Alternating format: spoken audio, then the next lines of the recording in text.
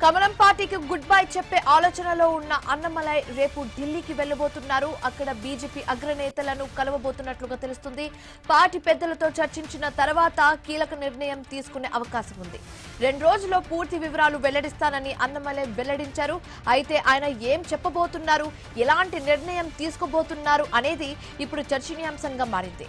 మరోవైపు అన్నమలై అభిమానులు మాత్రం కొత్త పార్టీని ఏర్పాటు చేయాలంటూ పలు పోస్టర్స్ అంటించారు. ఈ క్రమంలో అన్నమలై ఢిల్లీ పర్యటన మరింత కీలకంగా మారింది.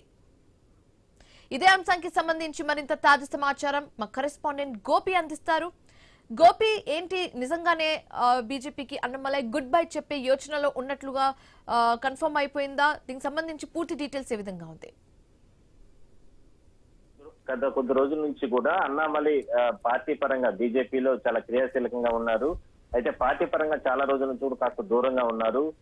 ఇందులో ప్రధాన అంశం ఒకటే, అంటే చాలా రోజుల నుంచి కూడా ఆయన దూరంగా ఉండాలని కారణాలు నయనార్ నాగేంద్ర అనే పార్టీ చీఫ్ గా, బీజేపీ చీఫ్ గా తమిళనాడులో ఇక్కడ ఏర్పాటు చేసిన కారణంగానే ఈ రకంగా ఆయన చాలా దూరంగా ఉన్నారు. అయితే రేపు ఢిల్లీకి వెళ్ళబోతున్నారు. ఢిల్లీకి వెళ్లి బీజేపీ అగ్రనేతలతో భేటీ కాబోతున్నారు. దాని తర్వాత ఒక నిర్ణయం తీసుకునే అవకాశం అయితే ఉంది.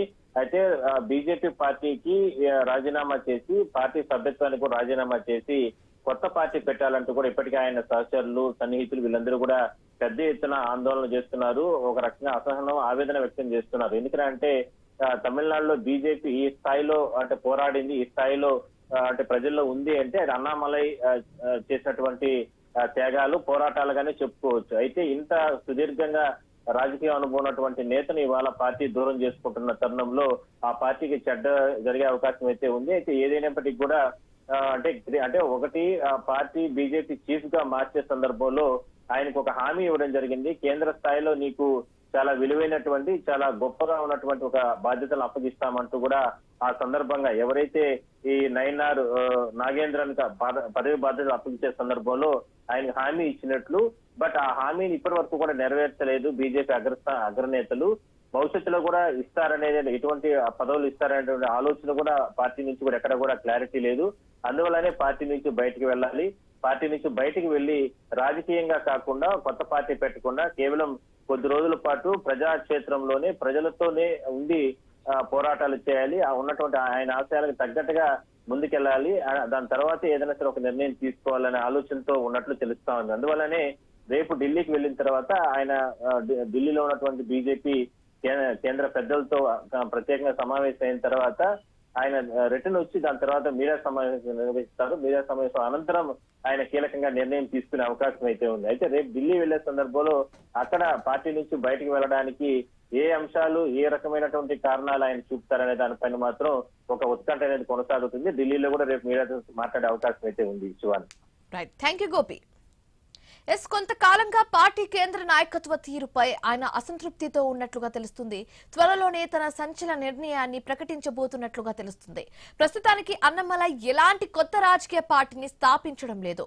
ప్రజా సమస్యలపై పోరాడేందుకు రాజకీయత ఉద్యమాన్ని ప్రారంభించబోతున్నట్లుగా టాక్ నడుస్తుంది.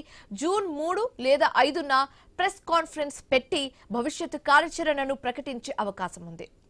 సో నయనార్ నాగేంద్రను తమిళనాడు బీజేపీ చీఫ్ గా నియమించిన సమయంలో అన్నమలైకి పార్టీ పెద్దలు మాటిచ్చారు.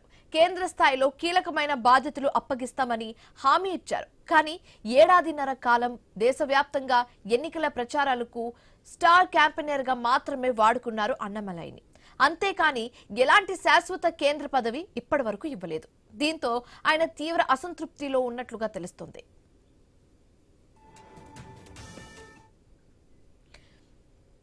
సో ప్రధాని మోదీపై తనకు ఎలాంటి హామీ, అసంతృప్తి లేదని అన్నమలై చెబుతున్నారు. రాష్ట్రంలో సొంతంగా ఎదగడానికి ఒక నాన్ పొలిటికల్ మూవ్మెంట్ ను స్టార్ట్ చేయాలని భావిస్తున్నారట. ఈ వారం చివరిలో జరిగే ప్రెస్ కాన్ఫరెన్స్ లో అన్నమలై దీనిపై పూర్తి క్లారిటీ ఇచ్చే అవకాశం ఉంది. ఒకవేళ ఆయన నిజంగానే తప్పుకుంటే అది తమిళనాడులో బీజేపీకి కోలుకోలేని దెబ్బగా భావించొచ్చు.